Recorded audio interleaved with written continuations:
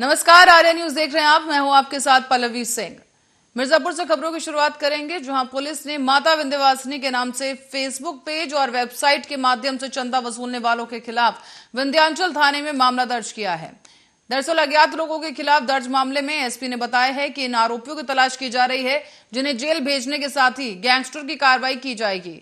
दरअसल विंध्याचल मंदिर के नाम पर एक वेबसाइट बनाई गई और इस वेबसाइट पर उत्तर प्रदेश में बड़े नवीनीकरण और विकास कार्यों के लिए स्वइच्छा से दान करने की अपील करने वालों के खिलाफ अब पुलिस ने मामला दर्ज कर लिया है।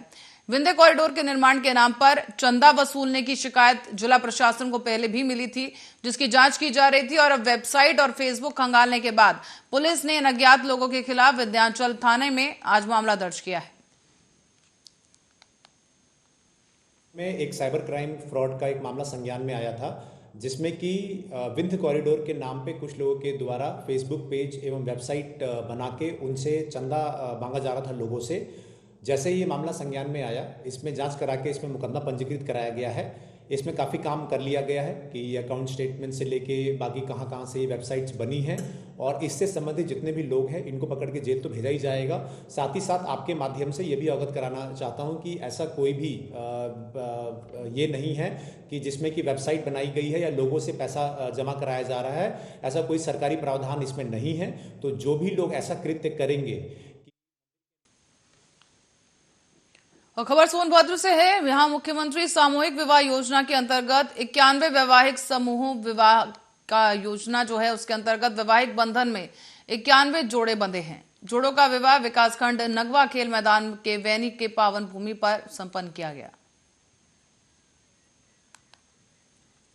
114 जोड़े का यहाँ से रजिस्टर हुआ था, जिसमें आज 91 जोड़े उपस्थित हुए। 91 जोड़े के सामने शादी हुई है, जिसमें हमारे वर्तमान जिलाध्यक्ष भाजपा के अजीत चौबे जी, पूर्व जिलाध्यक्ष अशोक मिश्रा जी, डीडीओ साहब हमारे पी साहब, और यहाँ के जो यज्ञ समिति के हैं और लोग डॉक्टर साहब, सारे लोग की उपस्थिति में 91 जोड़े की शादी संपन्न हुई। सर क्या मिलेगा, क्या क्या दिया गया है इनको? इसमें शादी में जो है 51,000 का स्कीम होती है। 51,000 में 35,000 लड़की के खाते में जाता है, 10,000 उपहार स्वरूप दिया जाता है, 6,000 जो है खान पान टेंट तंबू पंडित और दुल्हा के लिए व्यय किया जाता है। तो जो 10,000 का सामान है उसमें मूलतः हमारे शासन से 7 चीज़ें निर्धारित हैं। पली, बिछिया, पायल, 7 जोड़े जो है बर्तन, और उसके बाद में हम लोगों के पास जो बजट होता है उसके अनुसार एक। और गोरखपुर के दीवानी कचहरी के अधिवक्ता सूर्य प्रकाश शुक्ला के ऊपर हुआ जानलेवा हमला और हमलावरों के ऊपर अब तक कोई कार्रवाई नहीं की गई, जबकि पुलिस ने अधिवक्ता के ऊपर ही उल्टा मुकदमा दर्ज कर दिया है। इसके बाद अब सूर्य प्रकाश शुक्ला के ऊपर हुए इस हमले और पुलिस कार्रवाई के विरोध में बार एसोसिएशन सिविल कोर्ट के पदाधिकारियों ने अपर पुलिस महानिदेशक से मुलाकात की। साथ ही उन्हें इस मुलाकात के दौरान ज्ञापन सौंपा गया है और न्यायिक जांच की मांग उठाई गई है।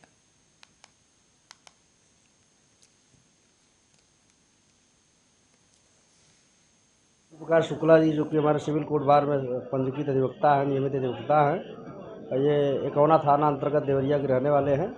17 जनवरी 2023 को रास्ते के विवाद को लेकर मनवड़ों द्वारा इनको बुरी तरह से मारा पीटा गया, जिसमें से थाना प्रभारी एकौना द्वारा जाप्ती की गई और इनका मुकदमा नहीं लिखा गया। गंभीर रूप से चोटिल थे अधिवक्ता महोदय और इनको फर्जी मुकदमे में जेल भेज दिया गया। इस संबंध में इनका मुकदमा भी नहीं लिखा गया। इस संबंध में बार के अध्यक्ष, मंत्री और समस्त अधिवक्तागण मिलकर आज जो है अपर पुलिस महानिदेशक महोदय को ज्ञापन दिए हैं। उनके द्वारा तत्काल इनका भी मुकदमा लिखे जाने हेतु दिनांक 17 को एकौना थाने के अंतर्गत हमारे यहाँ सूर्य प्रकाश शुक्ला जी वकील साहब के ऊपर प्राणघातक हमला किया गया।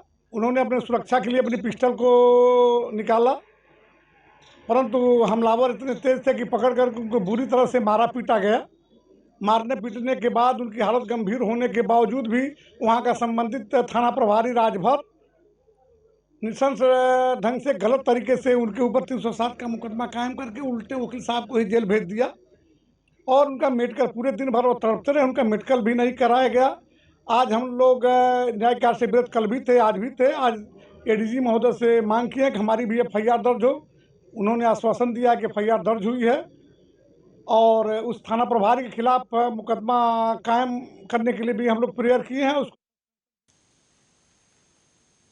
और इलाज करवाकर वापस घर जा रही एक बुजुर्ग महिला की मार्ग दुर्घटना में दर्दनाक मौत हो गई है। मामला है शहर कोतवाली क्षेत्र के अंतर्गत इंदिरा नगर चौकी के पास का, जहां भदोकर के जकरासी गांव की रहने वाली सुधा शुक्ला, जिनकी उम्र 68 साल बताई गई, वो नर्सिंग होम से इलाज करवाकर घर वापस जा रही थी।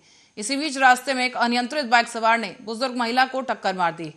टक्कर लगने की वजह से बुजुर्ग महिला वहीं पर गिर पड़ी और स्थानीय लोगों की मदद से महिला को अस्पताल में भर्ती कराया गया, लेकिन बताया जा रहा है कि तब तक महिला की मौत हो चुकी थी। स्थानीय लोगों की मदद से इस महिला को टक्कर मारने वाले बाइक सवार युवक को गिरफ्तार कर लिया गया है।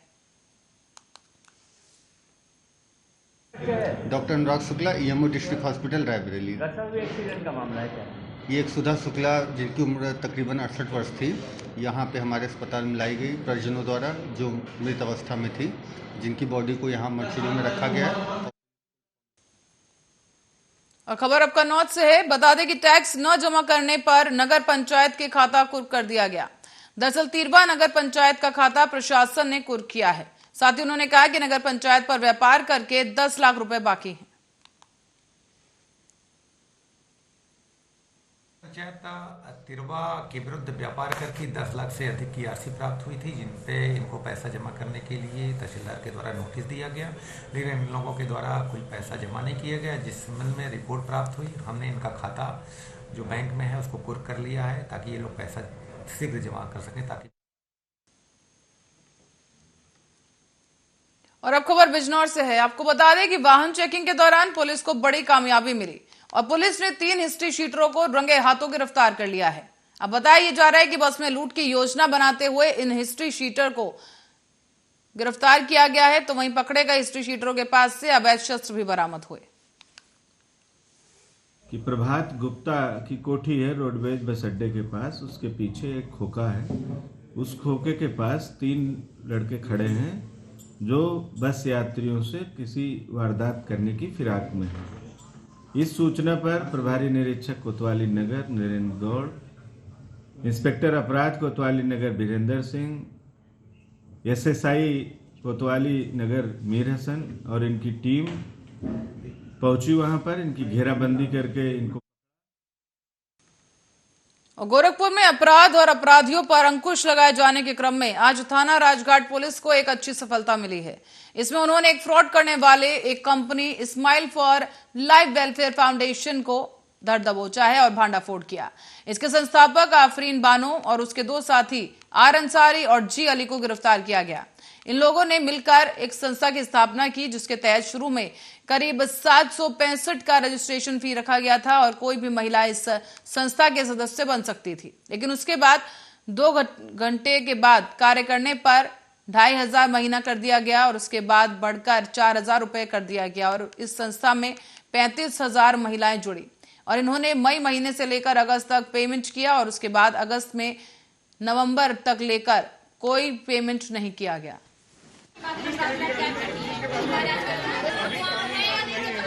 जनपद गोरखपुर में अपराध एवं अपराधियों पर अंकुश लगाने के अनुक्रम में आज थाना राजघाट को एक अच्छी सफलता मिली है, जिसमें उन्होंने कई जनपदों में फ्रॉड करने वाली एक कंपनी जिसका नाम smile for life welfare foundation है, जिसकी स्थापना मई 2022 में हुई थी और उसकी संस्थापक जो हैं वो मिस आफरीन बानो और उसके 2 साथी आर अंसारी और जी अली, इन 3 लोगों ने मिलकर संस्था की स्थापना की थी।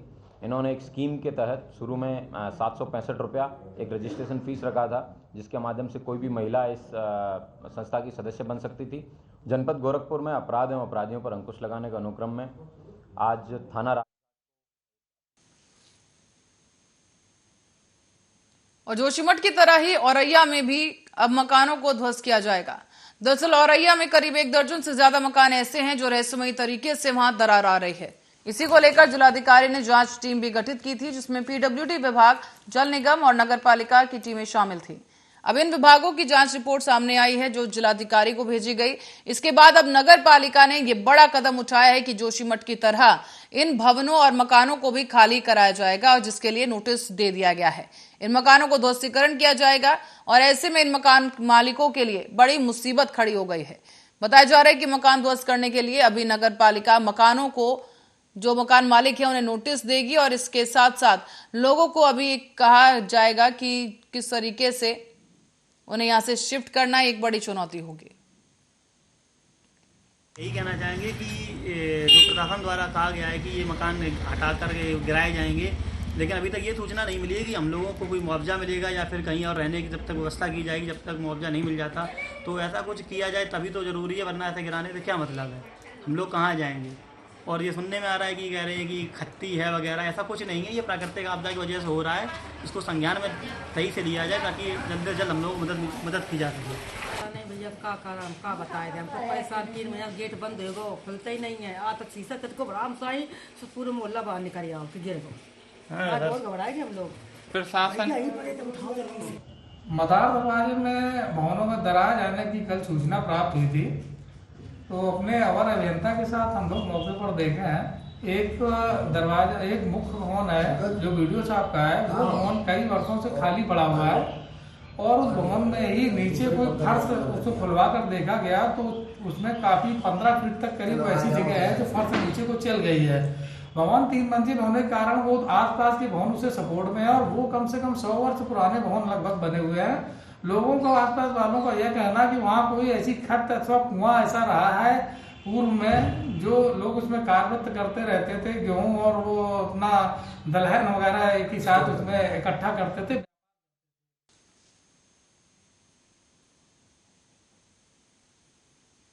और अब कन्नौज से खबर है। बता दें कि कन्नौज में एक बार फिर से जीएसटी टीम की छापेमारी देखने को मिली। यहां पर दोपहर को नगर के अजयपाल मोहल्ले में कई इत्र कारोबारियों के कारखानों पर छापेमारी की गई और अचानक से जीएसटी की टीम की छापेमारी से इत्र नगरी में एक बार फिर हड़कंप मच गया है। आधार पे कुछ जांचें की जाती है, उसके आधार पे 2-3 फर्मों की जांच के लिए हमारी टीम आई है। जांच शांतिपूर्वक हुआ है और इसकी डिसाइफरिंग टाइम लगता है, 3 महीना तक समय लगता है, 1 महीना से लेकर 3 महीना तक। और कन्नौज में बता दें आपको कि साल 2022 में आमजन के बीच अपने काम से सकारात्मक छवि बनाने वाले अफसरों को आज पत्रकार सहायता एसोसिएशन ने सम्मानित किया है। जिले के 15 अफसरों को एसोसिएशन ने माला पहनाकर सम्मान पत्र सौंपे और पत्रकार सहायता एसोसिएशन ने ये सम्मान पत्र अफसरों के कार्यालय में जाकर उन्हें सम्मान से सौंपे हैं। संगठन पत्रकार सहायता एसोसिएशन के द्वारा जिले के आला अधिकारियों, जिन्होंने गत वर्ष में पब्लिक के लिए बहुत ही सराहनीय कार्य किए हैं, उनको प्रशस्ति पत्र देकर या फूल माला देकर उनको सम्मानित किया गया है और उनसे ये उम्मीद की गई है कि। और गोरखपुर में आबकारी विभाग के द्वारा चलाए जा रहे परिवर्तन अभियान के अंतर्गत आज आबकारी टीम के द्वारा जोधपुर और घोटीटोला में चौरी चौरा में दबिश दी गई। दबिश के दौरान लगभग 50 लीटर अवैध कच्ची शराब बरामद की गई और आबकारी अधिनियम की धारा 60 के अंतर्गत 2 अभियोग पंजीकृत किए गए हैं। दबिश के दौरान लगभग 1000 किलोग्राम लहन और शराब बनाने के उपकरण और भट्टियों को मौके पर ही नष्ट किया गया है। टीम में आबकारी इंस्पेक्टर ज्ञान प्रताप सिंह, दिनेश कुमार और मिथिलेश कुमार शामिल रहे। कच्ची की दबिश किए हैं चौरी चौरा थाने में, जोधपुर धोबिया टोला में। वहाँ 50 लीटर अवैध कच्ची शराब और 1000 कुंटल लहन बरामद हुई है। जहाँ संदिग्ध स्थल हैं। और 17 जनवरी को सीएम पंजाब भगवंत मान की तरफ से शराब फैक्ट्री बंद करने का ऐलान किया गया था। वहीं अब कमेटी और किसानों की तरफ से बता दें आपको कि 19 जनवरी को भी अलग अलग किसान को मोर्चे में आने के लिए कहा गया था। यहां पर मीटिंग की जाएगी, जिससे कि फिरोजपुर के हक्का जीरा गांव के मंसूरवाल में शराब फैक्ट्री के बाहर साझा मोर्चा कमेटी और अलग अलग किसान जथेबंदियों की तरफ से ये मीटिंग शुरू हुई, जिसमें कई लोग पहुंचे।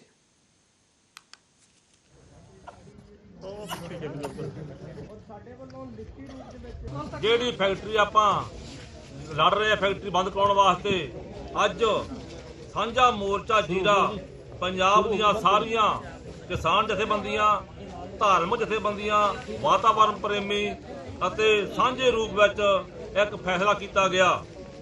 ਅਸੀਂ ਸਰਕਾਰ ਤੋਂ ਮੰਗ ਕਰਦੇ ਹਾਂ ਕਿ ਮਾਲ ਬਰੋਜ ਫੈਕਟਰੀ ਜਿਹੜੀ ਪਿੰਡ ਮਸੂਰਵਾਲ ਕਲਾਂ ਵਿਖੇ ਲੱਗੀ ਹੋਈ ਹੈ ਉਹਦੇ ਤਿੰਨੇ ਯੂਨਿਟ ਸਾਰੇ ਯੂਨਿਟ ਬੰਦ ਕੀਤੇ ਜਾਣ ਅਤੇ ਨੋਟੀਫਿਕੇਸ਼ਨ ਜਾਰੀ ਕਰਕੇ ਜਿਹੜੇ ਕਾਰਨਾਂ ਕਰਕੇ ਫੈਕਟਰੀ ਬੰਦ ਕੀਤੀ ਸੀ ਆ ਉਹ ਜਨਤਕ ਕੀਤੇ ਜਾਣ।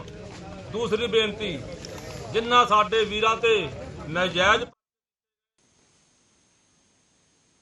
और खबर गोरखपुर से है, जहां एटीएम और बैंकों से फ्रॉड करने वाले शातिर अभियुक्त गिरफ्तार कर लिए गए हैं।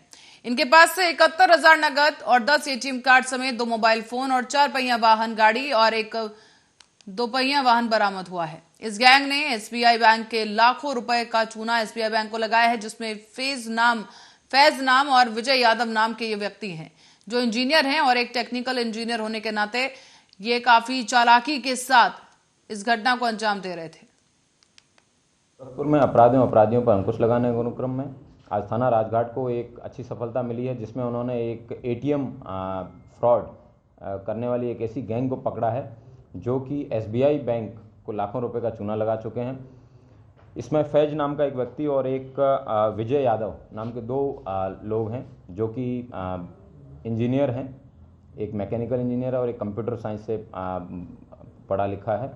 ये दोनों लोग एटीएम एक्सिस बैंक का एटीएम यूज़ करते थे और एसबीआई बैंक की वो टेलर मशीन जिसके अंदर पैसा डिपॉजिट भी कराया जा सकता है और निकाला भी जा सकता है, उसमें से पहले अपने दोस्तों के माध्यम से उनका अकाउंट खुलवाते थे, उनको 2,500 रुपये देते थे और उसके बाद में उसी एटीएम को यूज़ करके उसके खाते में पैसे डलवा के क्रेडिट करते थे और उसको फिर डेबिट करने के लिए इस तरह की मशीन पे जाते थे और 10,000 रुपये का पर ट्रांसैक्शन करते थे और उसके बाद में वो पैसा जब ट्रांसैक्शन हो जाता था तब उसको पैसे को ले लेते थे और धीरे से जो स्लाइडिंग डोर है उसको।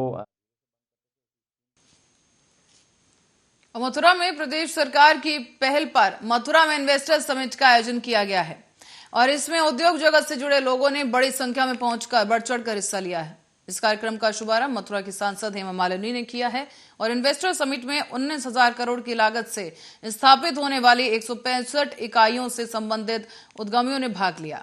इस कार्यक्रम में मथुरा के विधायक श्रीकांत शर्मा ने भी भाग लिया है और इस इन्वेस्टर समिट के माध्यम से 40,000 लोगों को प्रत्यक्ष रूप से और 2 लाख लोगों को अप्रत्यक्ष रूप से लाभ मिलने की संभावना है। बहुत है कि यहाँ पर काफ़ी लोग आएंगे और इन्वेस्ट करेंगे, जिससे रोजगार बढ़ेगी हमारे मथुरा में और बहुत सारे काम भी हम कर सकेंगे यहाँ पर।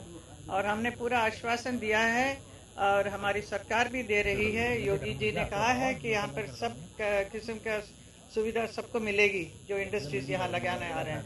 पहले जो भयभीत का एक माहौल था वो नहीं है इस वक्त बहुत अच्छा है, सब लोग बहुत अच्छा कोऑपरेट कर रहे हैं और बहुत काम होगा यहाँ। कितने निवेश पर स्वीकृति हुई है, कितने उद्योगपतियों ने इसमें साइन उसका वो डिटेल बताएंगे, बाकी मुझे इतना डिटेल में मालूम नहीं है, लेकिन काफ़ी इन्वेस्टमेंट करने के लिए लोग तैयार हैं, तो यही बहुत बड़ी बात है हमारे लिए। यहाँ उम्मीद तो बहुत है कि व्यापार की बहुत सारी संभावना है। आप आइए, आपका स्वागत है, अभिनंदन है।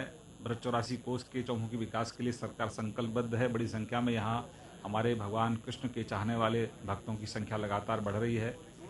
सरकार ने बहुत अच्छी यहाँ रोड कनेक्टिविटी तैयार कराई है, रेल कनेक्टिविटी यहाँ बहुत अच्छी है। अभी जेवर एयरपोर्ट आ रहा है।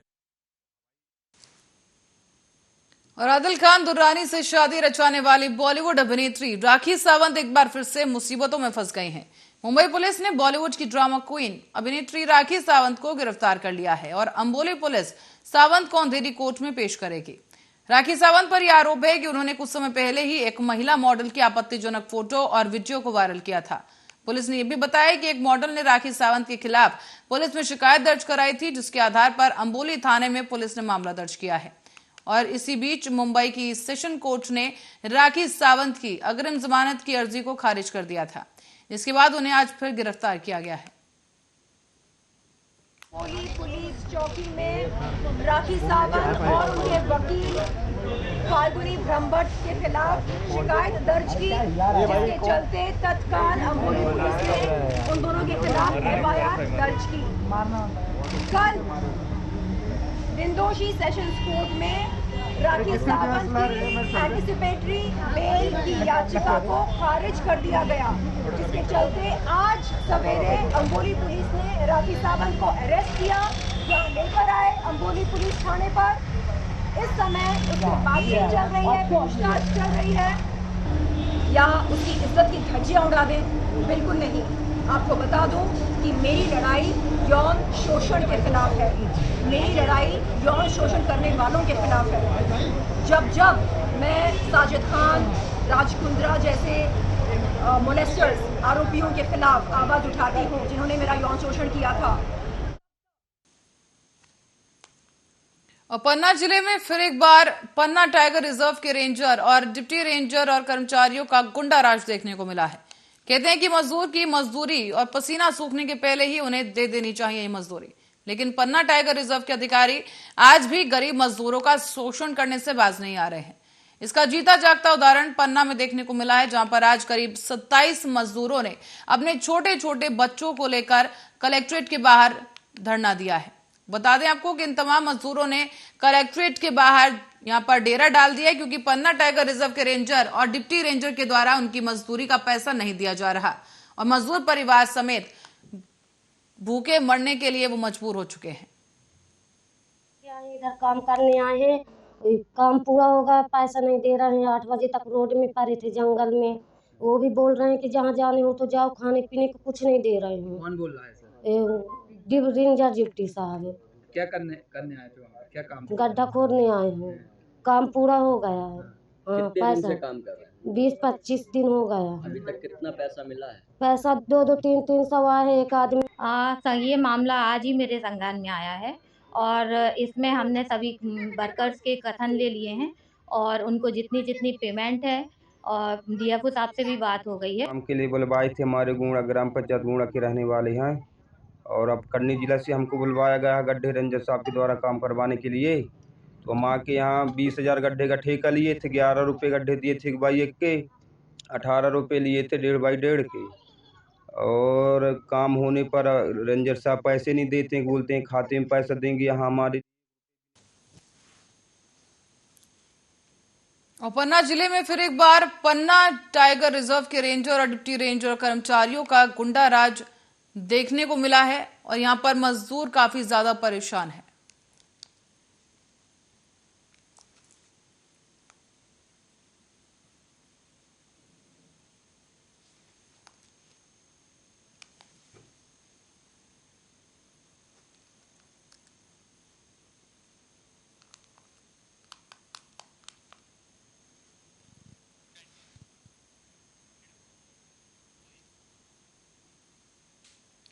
और जंतर मंतर पर धरना दे रहे पहलवानों के समर्थन में आए केंद्रीय राज्य मंत्री संजीव बालियान। उन्होंने कहा है कि धरने पर बैठे खिलाड़ियों से मेरा व्यक्तिगत स्नेह और परिचय है और बजरंग पूनिया से फोन पर सुबह बातचीत भी हुई थी। दिल्ली जाकर अब सरकार और खिलाड़ियों से भी वो बात करेंगे और सरकार और खेल मंत्री पर उन्हें पूरा भरोसा है। कहा कि जांच होगी और खिलाड़ियों का सम्मान कम नहीं होने दिया जाएगा। जांच में दूध का दूध और पानी का पानी होगा। ये बात तो मुझे खुशी बहुत हुई। मुझे अरविंद शर्मा से जलन भी है कि इनके लोकसभा क्षेत्र में ऐसे ऐसे खिलाड़ी भी हैं। जब मैं वहाँ बच्चे देखे, बॉक्सिंग के बच्चे, हॉकी के बच्चे, तो देख कर वाकई बहुत अच्छा लगा। क्योंकि हरियाणा वैसे भी खेलों में लीड करता है। इस देश का अगर नाम अंतर्राष्ट्रीय मंच पर किसी ने ऊंचा किया है तो उस प्रदेश का नाम हरियाणा है। तो उनकी सबकी अपनी समस्याएं हैं कुछ न कुछ। तो वहाँ डीसी भी थे। सरकारी अधिकारी ने बताया कि वहाँ नया स्टेडियम बनकर 80% बन चुका है, तैयार होगा। तो पानी की, जल भराव की थी समस्या या जिम की समस्या, जो भी समस्या थी उन्होंने ज़्यादातर की है। और मुझे उम्मीद है कि जब अगली बार आऊँगा तो कम से कम खिलाड़ियों की समस्या जो उन्होंने मुझे कही है। और आम आदमी पार्टी के एमएलए बलकार सिद्धू ने आज अपना गाना चंदवर्गी चंडीगढ़ प्रेस क्लब में लॉन्च किया है।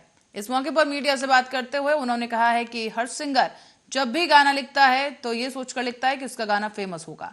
पहले कुछ गाने नहीं फेमस हुए, पर गाने कुछ फेमस भी हुए हैं और ये गाना पंजाब के लोग सुनेंगे, मानेंगे और वही डिसाइड करेंगे कि गाना चलेगा या नहीं। हर सिंगर ਜਾਂ म्यूजिक डायरेक्टर ਜਾਂ ਲਿਖਾਰੀ ਉਹ ਇਦਾਂ ਸੋਚ ਕੇ ਲਿਖਦਾ ਵੀ ਮੈਂ ਲੋਕ ਮੇਰੇ ਗੀਤ ਨੂੰ ਪਿਆਰ ਕਰਨਗੇ।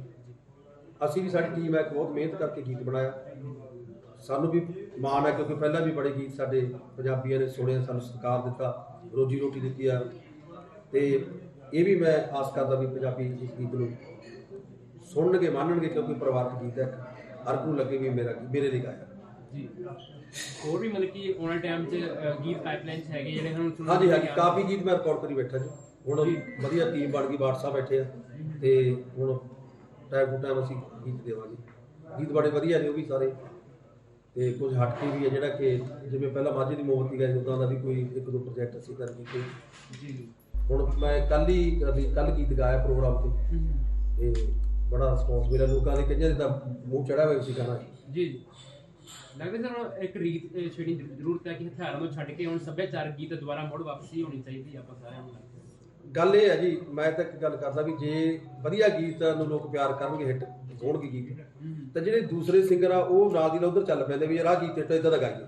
ਜੇ ਹਥਿਆਰਾਂ ਦਾ ਗੀਤ ਹਿੱਟ ਹੋ ਜਾਂਦਾ ਸਾਰਿਆਂ ਨੂੰ ਲੱਗਦਾ ਸ਼ਾਇਦ ਹਥਿਆਰਾਂ ਦੇ ਗੀਤ ਜਾਂ ਇੱਦਾਂ ਦੇ ਗੀਤ ਚੱਲਦੇ ਅਸੀਂ ਵੀ ਗਾਈਏ। ਜਿਹੜਾ ਨਵਾਂ ਸਿੰਗਰ ਉਹਨੂੰ ਲੱਗਣਾ ਵੀ ਚਾਹੀਦਾ, ਕਿਉਂਕਿ ਉਹਨੇ ਆਪਦੇ ਤੇ ਰਿਸਕ लेना होता, पैसा लाना होता, सोचता भी। और पंजाब के कैबिनेट मिनिस्टर बलजीत कौर आज मानसा के दौरे पर थे, जिसमें उन्होंने अधिकारियों के साथ बैठक की और विकास कार्यों का जायजा लिया। मगर इस अवसर पर एक बड़ी तस्वीर सामने आई है जो कि काफी दिलचस्प रही, क्योंकि कैबिनेट से बर्खास्त किए गए मानसा के विधायक डॉक्टर विजय सिंगला कैबिनेट मिनिस्टर के साथ यहां बैठे ही नहीं दिखाई दिए, बल्कि उन्होंने प्रेस को संबोधित करते हुए बलजीत कौर को बीच में ही रोकते हुए खुद संबोधित करना शुरू कर दिया। इस बात को लेकर अधिकारियों में सुखबुकाहट भी अब शुरू हो गई है। ਅੱਜ ਅਸੀਂ ਮਾਨਸਾ ਵਿਖੇ ਜ਼ਿਲ੍ਹਾ ਪੱਧਰੀ ਰਿਵਿਊ ਮੀਟਿੰਗ ਕੀਤੀ ਸੀ, ਜਿਹਦੇ ਵਿੱਚ ਸਾਡੇ ਸਤਿਕਾਰਯੋਗ ਐਮਐਲਏ ਸਾਹਿਬਾਨ, ਸਾਡਾ ਜ਼ਿਲ੍ਹਾ ਪ੍ਰਸ਼ਾਸਨ, ਵੱਖ-ਵੱਖ ਵਿਭਾਗਾਂ ਨਾਲ ਸੰਬੰਧਿਤ ਸਾਰੇ ਅਧਿਕਾਰੀਆਂ ਨੇ ਡਿਟੇਲ ਨਾਲ ਜੋ ਮਾਨਸਾ ਜ਼ਿਲ੍ਹਾ ਦੀ ਪ੍ਰੋਗਰੈਸ ਹੋ ਰਹੀ ਹੈ ਤੇ ਜਿੱਥੇ ਕਿਤੇ ਲੈਕ ਹੋ ਰਿਹਾ ਉਹ ਅਸੀਂ ਡਿਸਕਸ ਕੀਤਾ। ਤੇ ਉਹਦੇ ਵਿੱਚ ਜੋ ਮੇਨ ਇਸ਼ੂ ਸਾਹਮਣੇ ਆਏ, ਇੱਕ ਤਾਂ ਸਰਦੂਲਗੜ੍ਹ ਜਿਹੜਾ ਨੈਸ਼ਨਲ ਹਾਈਵੇ ਹੈ ਉਹਦੇ ਵਿੱਚ ਰੋਡ ਐਕਸਪੈਂਡ ਕਰਨ ਨਾਲ ਕੁਝ ਲਾਈਟਾਂ ਦੀ ਪ੍ਰੋਬਲਮ, ਸੀਵਰੇਜ ਦੀ ਸਮੱਸਿਆ ਉਹ ਮੇਨ ਆਈ है। उस तो बाद और करनाल में कष्ट निवारण समिति की बैठक पंचायत भवन में हुई। इस मीटिंग में हरियाणा के नगर निकाय मंत्री कमल गुप्ता पहुंचे और उनके साथ कई और नेता और अधिकारी मौजूद रहे। इस मीटिंग में लोग अपनी समस्या लेकर पहुंचे, जहां मंत्री कमल गुप्ता के सामने 15 शिकायतों को रखा गया। इसमें से 7 को पेंडिंग रखा गया है और 8 शिकायतों को सॉल्व कर दिया गया है। इसमें पुलिस और आपसी झगड़े और अलग अलग विवादों से जुड़ी शिकायतें रहीं।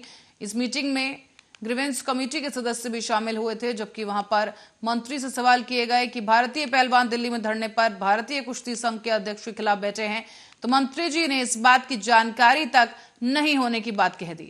उन्होंने मना कर दिया, कहा कि मुझे ये नहीं पता। ऐसे 15 कंप्लेंट्स थी, इसमें से 7 को पेंडिंग रखा और 8 को हमने ड्रॉप कर दिया, वो सॉल्व हो गई। तो अलग अलग तरह की थी, कुछ पुलिस से, कुछ बिजली से, कुछ पंचायत से, कुछ बीडीपीओ से, तो इस तरह से अलग अलग कंप्लेंट्स थी, कुछ आपसी झगड़े थे। तो उन सबको यथासंभव सही तरीके से पंचायती आम सहमति बनाकर फैसला लेना, ये हमारी प्राथमिकता है। और उसके लिए हमने जो ऑनरेबल ग्रीवेंस कमेटी के मेंबर्स थे उनको भी बीच में जोड़ा। तलवंडी साबो के दुकानदारों से लूटपाट करने और फिरौती मांगने के मामले में पुलिस ने आज 3 लोगों के खिलाफ मामला दर्ज करते हुए 2 नौजवानों को काबू करके उन्हें तेजधार हथियार भी उनके पास से बरामद किए हैं। पुलिस जहां काबू किए गए कथित आरोपियों से पूछताछ कर रही है, तो वहीं तीसरे कथित आरोपी को जल्द पकड़ने का दावा किया जा रहा है। ਅੱਜ ਕਾਪਾ ਫੜਿਆ ਹੋਇਆ ਸੀ ਤਿੱਖਾ, ਤੇ ਉਹਦੇ ਨਾਲ 2 ਜਿਹੜੇ ਮੋਨੇ ਨੌਜਵਾਨ ਹੋਰ ਸੀ, ਤਿੰਨੋਂ ਦੇ ਘਰ ਅੰਦਰ ਦਾਖਲ ਹੋਏ, ਜਿਨ੍ਹਾਂ ਨੇ ਉਸ ਤੋਂ ਪੈਸਿਆਂ ਦੀ ਮੰਗ ਕੀਤੀ ਕਿ ਤੂੰ ਸਾਨੂੰ 10,000 ਰੁਪਏ ਮਹੀਨਾ ਜਿਹੜਾ ਹੈ ਉਹ ਦਿਆ ਕਰ। ਉਹਨੇ ਇਨਕਾਰੀ ਕੀਤੀ, ਉਹਦੇ ਨਾਲ ਗੁੱਥੂ-ਗੁੱਥਾ ਹੋਏ। ਤਾਂ ਜਦੋਂ ਉਹਦਾ ਪਰਿਵਾਰ ਦੇ ਬੱਚੇ ਆ ਗਏ ਤਾਂ ਇਹ ਜਿਹੜਾ ਆਪਣੇ ਹਥਿਆਰਾਂ ਸਮੇਤ ਮੁੱਖ ਤੋਂ ਭੱਜ ਗਏ। ਇਹ ਸੂਚਨਾ ਮਿਲਣ 'ਤੇ ਮੁੱਖ ਅਫਸਰ ਵੱਲੋਂ ASI ਪਰਵਿੰਦਰ ਸਿੰਘ ਨੂੰ ਹਦਾਇਤ ਕਰਕੇ ਰੱਖਾ ਰਾਮ ਦਾ ਬਿਆਨ ਲਿਖ ਕੇ ਮੁਕੱਦਮਾ ਦਰਜ ਕਰਨ ਲਈ ਹਦਾਇਤ ਕੀਤੀ, ਜੋ ASI ਪਰਵਿੰਦਰ ਸਿੰਘ ਵੱਲੋਂ ਮੁਕੱਦਮਾ ਨੰਬਰ 12 ਮਿਤੀ 17/1/2023 ਅਧੀਨ ਧਾਰਾ 452 300। इस खबर के साथ बुलेटिन में फिलहाल के लिए इतना ही। आप देखते रहिए आर्या न्यूज।